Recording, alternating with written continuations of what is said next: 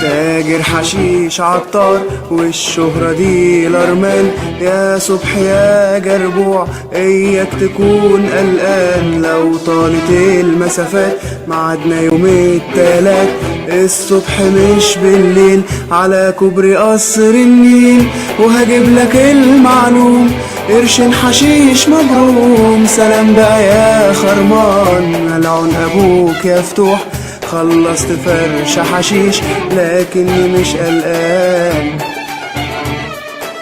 دي بضاعة أبو عتمان.